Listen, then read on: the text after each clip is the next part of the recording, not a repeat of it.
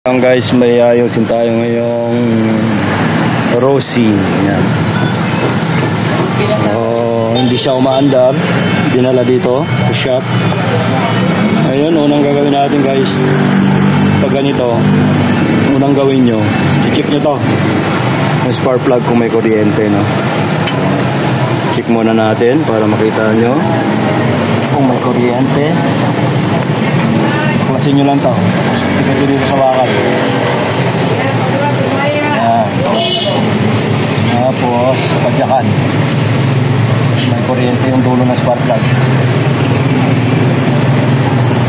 Kaya ito mag-troubleshoot guys pag hindi umanda motor.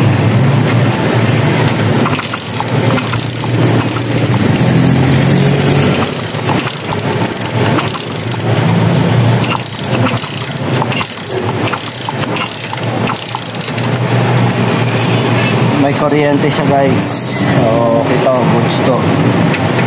May kuryente. At tinatakpan nyo.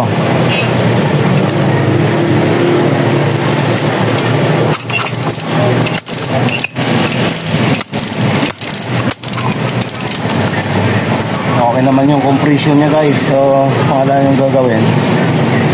Linisin natin yung carburetor. Baka madumi na yan kaya ayaw nyo umandar. So, yan lang yung munang gagawin natin. Pag hindi pa siya umandar, pag nalinis na natin yan, proceed tayo dito sa kanyang lining, no? Dito muna tayo mag-focus sa carburetor. Paklasin ko lang muna tapos linisin. Tapos balik natin. Pag hindi pa, titingnan pa natin yung mga iba pang dahilan kung ayaw nyo umandar. So, dito muna tayo, carburetor muna tayo.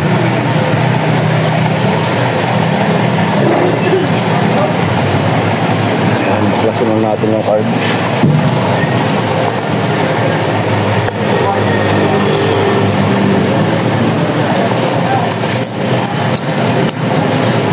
Baklasin ko pala guys, hindi natin. Kasi may isang tao doon guys, binigay sa akin ito. Parang may tinihapanigang ka pa rin. May tropa ako doon ako. Kasi nag-ayos dito kanina. Pero binigay sa akin dahil mabait siya. Kasi kakarating ko lang daw, wala pa akong gawa. Kaya pasalamat talaga ako sa tropa ko na yun. Guys, iniintindi lagi ako.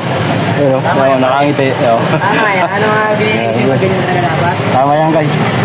Para magkapira daw ako. Sa mga pingga ba? Diba? Kasama ko dito guys, hindi makasarili yan.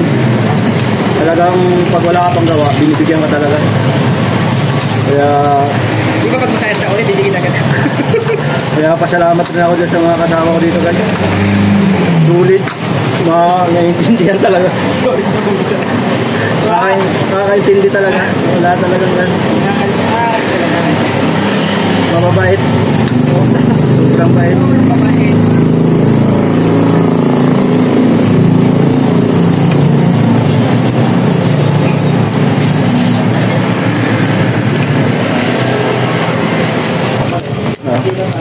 Ano mag-ride ka? Gabi? Sama ka pa rin. May ride kami pa rin. Ba't na mag-ride mas masaya sa amin? Hindi. Di rin.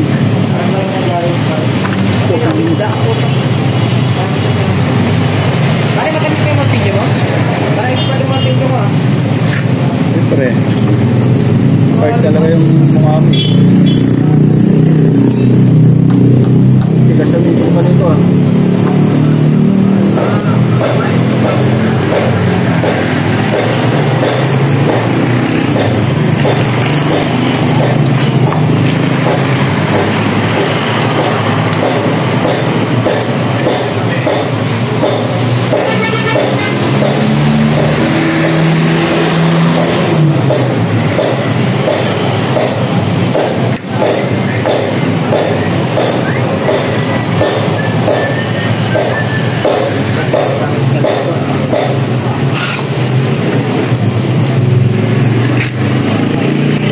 guys, baklas na natin. Pare, ang itim niyan pare. Grabing dumi, kaya siguro ayaw umandar. Oo, linisin muna natin to. Pare, nasabi niya pa sa akin dyan. Guys, pagbaklas ng kahit ito lang, tornilyo lang. Dalawang tornilyo lang. Yan. Dalawang tornilyo lang yan guys. Baklasin nyo lang yan. Siguro ayaw mandar to kasi maraming dumi.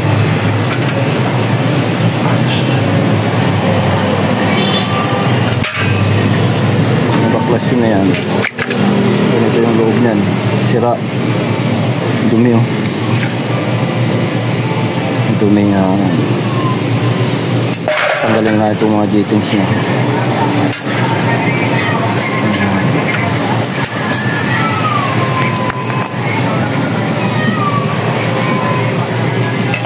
Importante dyan ito. Dalawa na yan. Kasi na ito guys, itong dalawa na to. Ito kasi dumadaan yung gasolina. Plus yung gamit lang yung Phillips screw. Ito yung importante dito.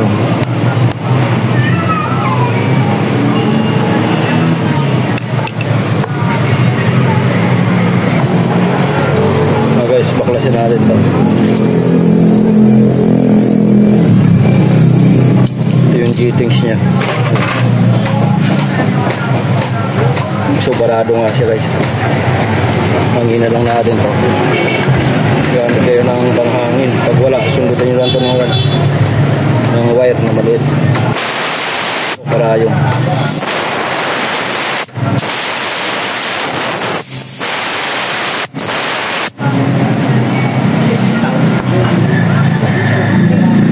kasi yung kailangan supply. Pag walang pumapasok na gas dito, hindi at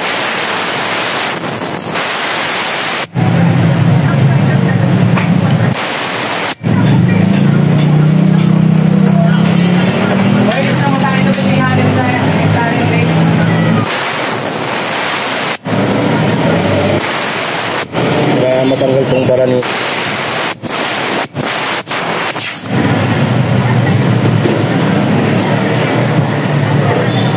tanggal na yung bara niya. Tapos yung isa ganun din. Pero kasi hindi naman babara to talaga kasi malaking butas dito.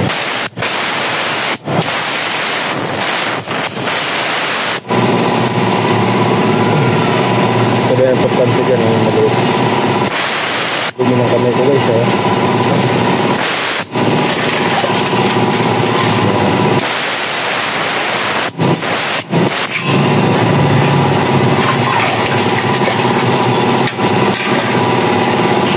Ito ang inalit.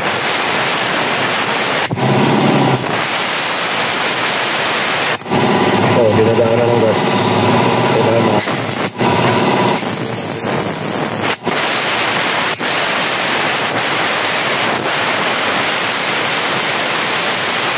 Linis oh.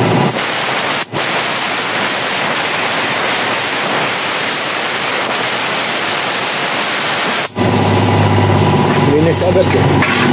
Isang bugaan lang eh.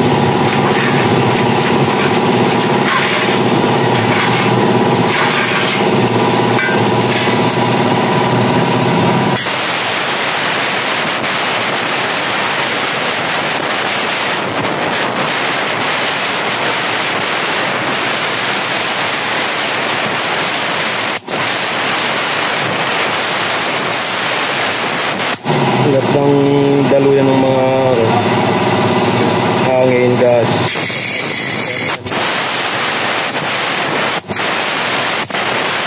Ganda talaga pag yun.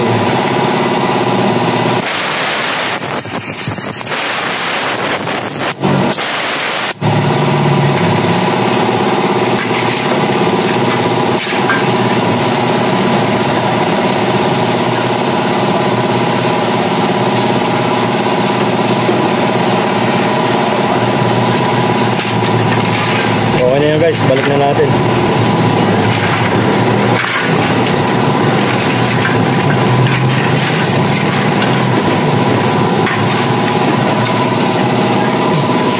Okay ka.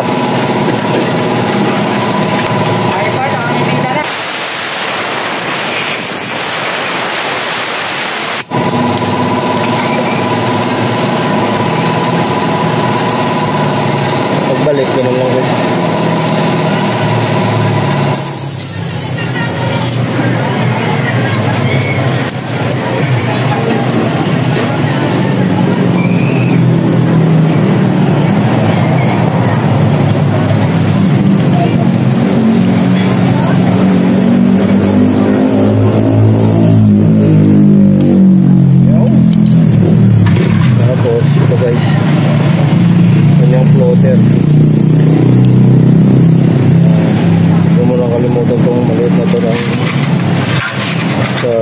Floater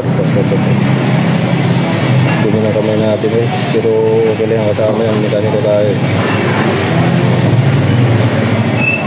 pasok natin din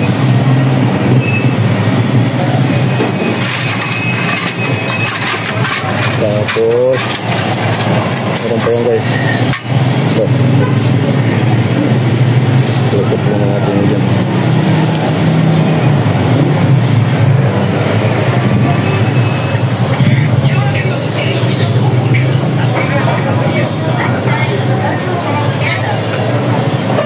Yan, yan yung posisyon yan. Ano yung takpan.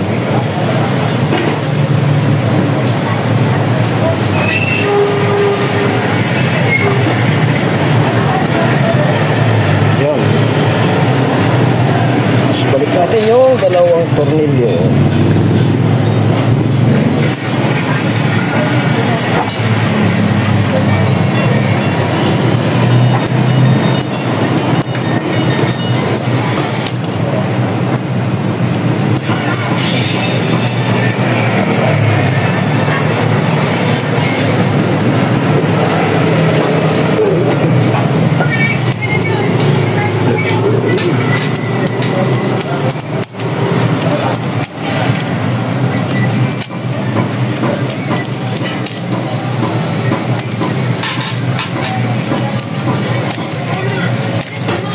Guys, so ano yun linisin muna natin konti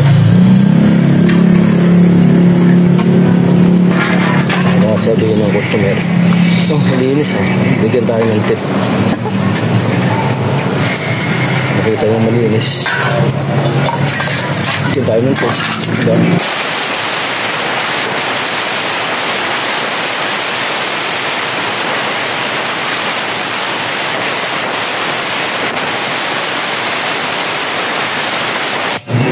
Guys, pwede na yun. Kapitan natin. Yeah.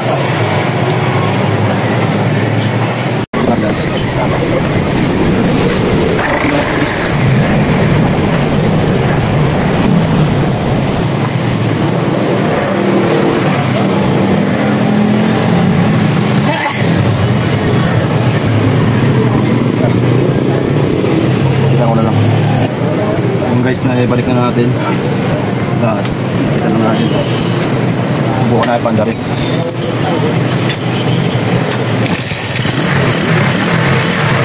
One click guys, one click. Okay na guys, manda na siya. So yung nagiging issue niya, yung kanlang ito, part madumi.